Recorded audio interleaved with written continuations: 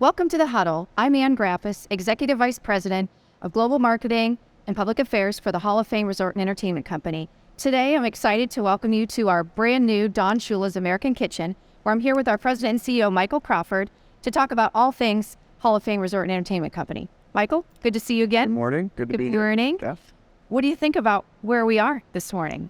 Well, I think it's a wow. It's 3 letters for me, and every time I come in, I'm always amazed at the space. The space came together so well, but just the attention to detail, the food, the service, everybody's incredibly nice. And so there's a lot to be excited about, and the business will continue to progress, but it's an absolute wow for us. We're going to come back to all of this in front of us, which is really hard to sit behind. At 10 in the morning. At 10 in the morning. Still hard to sit behind. Looks delicious. Let's talk a little bit about earnings. We just had our fourth quarter 22 earnings call. Any highlights you want to share, things you'd like to... Well, I think, for those that listened, you probably heard a slightly different version of our earnings call. Typically, we do a run through of the last quarter, or the last year in this case, and talk about the accomplishments, talk about where we're headed. What I wanted to do in this earnings call was really more reflect on the business model, the strategy.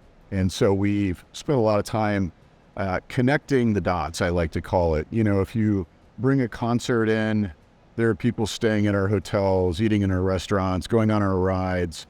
And so the synergies you drive by creating programming, the synergies you drive by creating gaming content that can live in a virtual environment, in a physical environment, that's really where I think the strength of our company lies, and the future of our company. And so I wanted to drive that point home. I think our shareholders, the analysts, needed to hear that we have not lost sight of the bigger point of the company and the strategy of the company, which is to maximize the content that we have available to us and monetize that through multiple different business verticals. So our business model is diversification and the synergistic ability to use all those different business lines to really drive revenue for the company. I think, all of our business leads are of that mindset. Olivia Steyer and our media group, Rob Warm and our gaming group, and others here at the Village, when they're creating content or they're creating opportunities through programming, the first question that I've challenged them to ask themselves is, how do I take that and create opportunity in the other business verticals? And I think that's coming to bear now. It is one of the things I wanted to highlight most in this earnings call, because I think we are taking a show that could generate X amount of revenue and multiplying that by 3, because now we have a place for sponsorship. Now we have a place for opportunity at the Village. Now we have a place for gamification of that. And I think the more as a company we grow, that strategy will really pay great dividends for us. Let's talk about the Perfect 10, because given all you've just shared, I think that's an ideal example. Well, the Perfect 10 was such a phenomenal show for us. I don't know if you saw, we just put out, Fox reported it was the most viewed and most popular sports documentary that they had in 3 years since the Brady heist, which was, amazing in and of itself. And so I'm really proud of the team. I'm proud to have partnered with NFL Films and Elite Holdings and, of course, the Fox Group itself for distribution. But the example is, you create that. Now we're talking about where does that show live in the future? Can we do a premiere here at the Village, maybe during Enshrinement Week? Can we take those gentlemen and create merchandise and have them become part of that ecosystem? So there's a lot of different ways to monetize that. And by the way, I always talk about creating things of excellence and of the highest standards. When you do that, other partners want to be affiliated with that, whether they're sponsored partners or distribution partners, whatever. So it creates this uplift when you create facilities like Don Chulas, and people see that and say, wow, this company has the ability to create excellence in everything that they do. So what's next? We'll stay along the lines of media. What's coming down the line? Anything that you can share? We're certainly working with high-profile ex-athletes, folks like Shannon Sharpe and Rashad Jennings, Jimmy Johnson, Gone Fishing. So we're going to do a lot more of those type of celebrity partnership, athlete partnership to help with the overall program. We're now starting to see the funnel full. and the things come out through the distribution channel. And that's really the benefit for us. So let's just touch on gaming for a quick moment. What do you see as the evolution within the gaming environment? Well, sports betting, of course, is, something that is continuing to evolve in Ohio.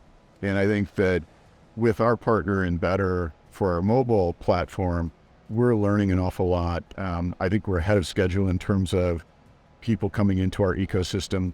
We diversified the risk there by taking an ownership stake in Better. They've secured licenses in other states now, and so we should start to generate revenue as they generate revenue from those areas. But I think, for us, again, I'll use the synergy mod. We have a significant fantasy league that's going to use the Village, the Center for Performance, the DoubleTree Hotel, the stadium for their draft and for an opportunity to come here and really be entertained. We have a chance to do not only our own league, fantasy league, but to entertain and host multiple others in the fantasy space. And that creates uplift for us in so many different ways from a business point of view. Gaming, from a e-gaming standpoint, there's a lot of exciting things that Rob and his team are working on. Clearly, we want to start to develop bigger e-gaming tournaments. We've sort of tested the waters with a couple of small ones, and we're doing another one now. But we want to connect those to intellectual property. We want to connect those to celebrity in the game of professional football, and we want to extend beyond football. I think so. We're standing now, we're starting to walk, and my hope is that eventually we'll be running in that vertical in the near term. I know we want to be all things beyond football, which we are, but let's talk about football a little bit more. USFL on site, how exciting. We held a press conference with the executives from Fox. We have two teams that now call our stadium home. Yeah, the Maulers and the Generals are already here practicing, right? And so they're using our fields and paying for the use of those fields. They had their media day, so our media connection to that is there. They'll sell merchandise. We'll sell it on their behalf, so we'll receive a fee for that. Concessions, we have a parking deal with them. So you take what is being played out on a field and you expand that to media, to community events. They've hosted community events and camps for kids, which I'm thrilled about. And then you start to think about all of the other different ways to monetize that. Not to mention it's going to be on national television several times this year, including the playoffs and the championship. For us, that's a way in which we can go sell sponsorships and we can create partnerships that understand that professional football, whether it's USFL or NFL, has a presence in our country like no other sport. And I think that gives us great hope that we have, more and more opportunities to do those kinds of things here. We're replacing the field. We've just finished that. We've raised that to the highest level standard now for the NFL, for the USFL, and maybe for other sports as well. But there's so much happening around campus. Spring, summer, what's it look like from your vantage point? What can folks expect to see happening on the grass? What's coming to life? And I think that's always what we said, right? We knew last year was we had to build all of the assets. We had to start building new partnerships, which we have. We've announced a ton. We've got more that we're going to announce. We needed to bring in our attractions, our rides, and get them up. They're now up. We have a third that we're going to announce probably in the very near term. But you start to see now, I was here this weekend, there were thousands of people at the Foreverland Sports Complex. They were leaving there. They were going into the dome, seeing all the activity there. They were riding on the ride. So campus is really starting to be more energized now. Now when you start to add USFL, Kevin Hart, with that kind of programming, you have so many different channels that people start to come in from to help create the sense of place and energize the destination. And I've said this before, I was excited over the winter. This place 2 years ago in the winter, shut down. Now with the dome, next year with the water park, it stays very active here all year. Let's talk about the water park and the second of our hotels. Well, knock on wood, I hate to say it, we're actually a little bit ahead on our schedule. We're finishing up the parking lot right across the street, so the guests will have a very close adjacent place to park. The hotel should break ground here very soon. So there's a lot of action down at the northern end of the property, and yet it still feels like the property is open and everybody is coming out and enjoying the things that are here. Now that we're getting through phase 2, and really looking towards phase 3. Take me on a short journey of how that's felt for you and how phase 3 is coming to life, knowing that when we say we're going to do it, what does that look like? You know, we have a lot of land that we can continue to acquire and build upon. So now we still have a lot to activate here, and that's exciting enough. And we can't forget that. We have to execute the game plan and execute it at a very, very high level. But I said on the earnings call, we hired a master planner. They're already doing master planning around phase 3, because one thing I know, you can't end one phase and leave a large gap between the next phase. You want to always have something to surprise and delight guests and give them something to look forward to. Phase 3, I think, creates more opportunity in different ways.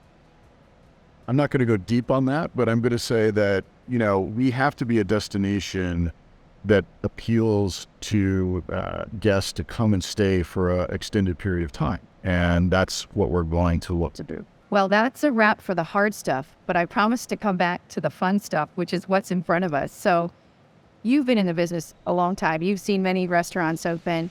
Maybe just, you know, from your perspective and your experience, what do you think about everything that's happening here at Chulas and what folks can expect? The presentation, the service, the atmosphere, you know, the vibe in here is, there's an energy to it. And so I do think that we've set a new standard. You know, the way in which the ingredients are put together, the way in which you experience things, the way they finish things at the table, when you build places that people are excited about, not only the guests want to come, but great people want to come and work. And I think that's what we've seen here with the team, from the chefs in the back of the house to the front of the house to the hostesses. We have valet here. So again, we're setting a standard that I believe will be really appreciated and already is. What would be your favorite out of all of this? Well, I'm a wing guy, so I love the presentation on these wings. They call them chicken lollipops. You're gonna have now, some people say the flats are better, not the wing. I get it. I won't argue that point. The panna cotta, if you've never had a panna cotta, the way in which the fruits and the dessert come together is great.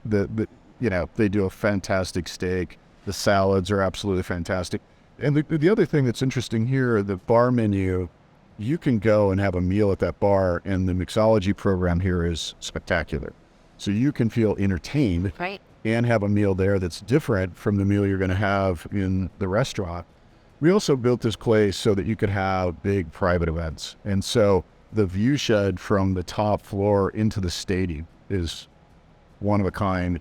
And so I think this will do a lot of group business here as well. Well, thanks for the time. Certainly always love sharing with all of our shareholders and all of the investors and all of our supporters all that we're doing. Transparency is really key for us. That's why we do these. So we'll look forward to sharing more in our next huddle. And until then, be well.